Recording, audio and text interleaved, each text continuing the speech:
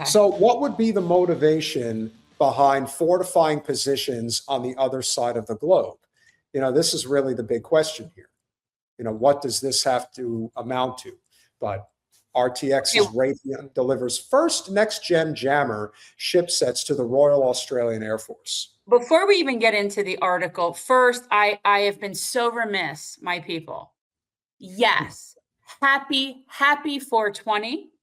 And I've been so busy today doing stuff like outside, and I did lose track of time. So I didn't even do 420 at 420, but yes, happy 420. Also, guys, let's first examine, why would Australia need bigger weapons? Who's attacking Australia? Is Australia a threat by New Zealand? Are the, Papua New Guinea, are they who is threatening Australia? I don't understand. Why would they need this? All right. Just curious.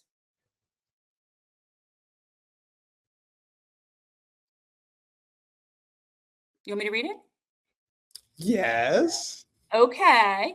Raytheon, an RTX business, so we'll just say it Raytheon, has delivered its first next generation jammer pods to the Royal Australian Air Force. NGJ is a cooperative development and production program with the Royal Australian Air Force. It is an airborne electronic attack system containing active electronically scanned arrays that radiate the mid-band frequency range. This is way complex. By disrupting enemy radars, Australia has so many enemies. I know, the whole world seeking to get them. By disrupting enemy radars and communication systems, NGJ enables aircrew to remain undetected while airborne, allowing them to execute their missions with greater safety and effectiveness.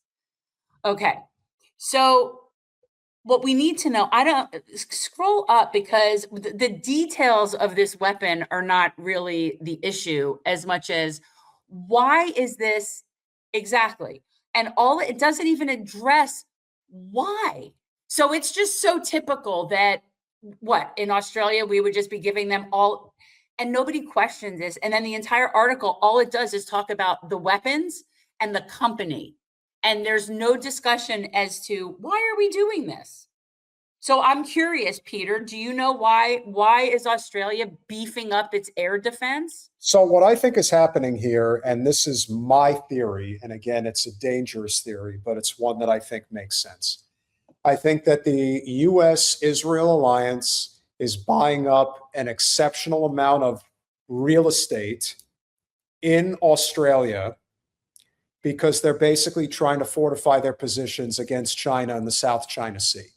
So if you want to know where the Third World War is truly going to take place, well, yes. China has made it very clear that they are coming for the US hegemony with the dollar to the yuan. BRICS absolutely is the answer, the solution to US hegemony around the world. And ultimately, Australia and its people overall are against the Zionist state. Now, we saw what happened at Bondi Beach. I think we could both agree that that was some type of a false flag. The fact that our channel got hit for talking about it, to me, confirms that that's what it was. And now that you are finding out that Southeast Asia wants nothing to do with the United States, that where are we to go? Look at the clip that we showed the other night when the Brits confronted the Israelis in a Vietnamese restaurant in Vietnam. I'm going to need to talk about that. That reminds me. Let me know when I can talk about that for a second. Sure. And I think, well, actually, if you want to throw your thoughts in, but I do think that without question, if there is a reason why Raytheon is sending weaponry to Australia, it's because the US and Israel are looking for a reason to basically build up a foundation that is going to do something regarding combating what's going to happen with the South China Sea. I think Taiwan is an issue, but more so than anything else, it's the South China Sea.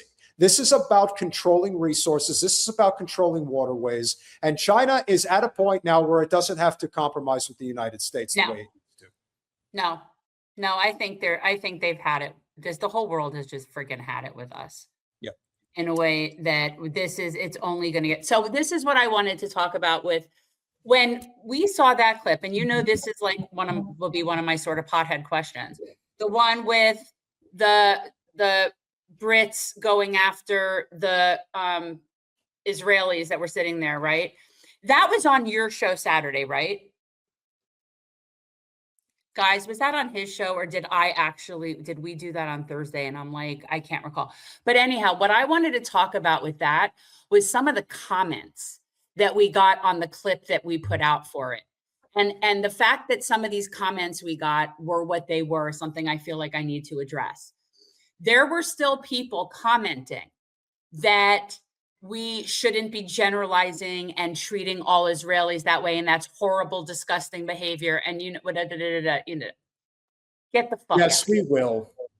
Get the fuck out of here. We are so over that. You're talking 82% of people that support erasing Palestinian lives. Yes. And you know what?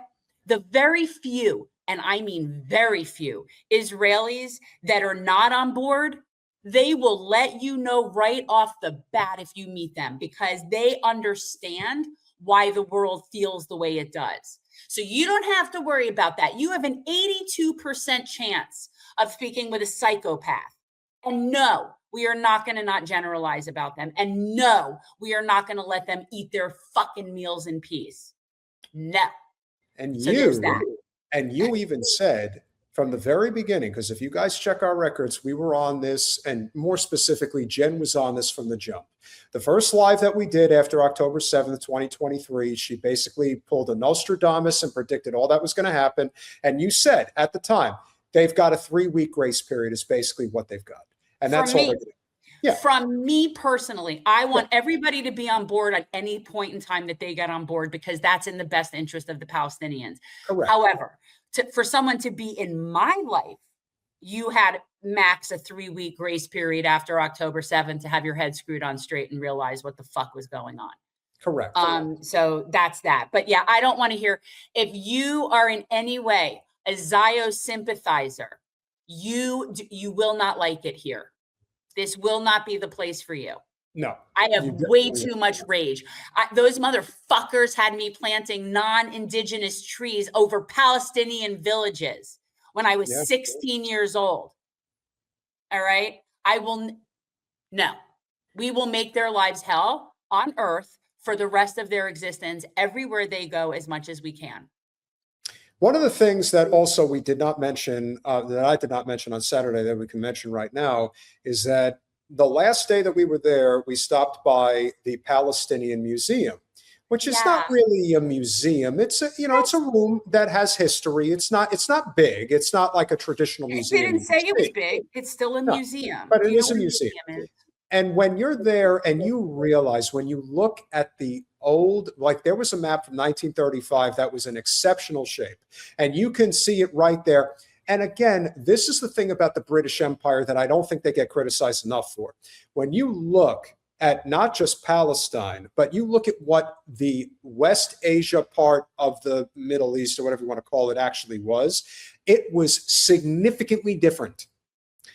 People, again, very powerful people, basically drew lines on a map and decided that this is where this goes, this is where that goes. This is why one of the things that never really gets talked about enough when it comes to Russia and Ukraine is how all of Eastern Ukraine is ethnically Russian.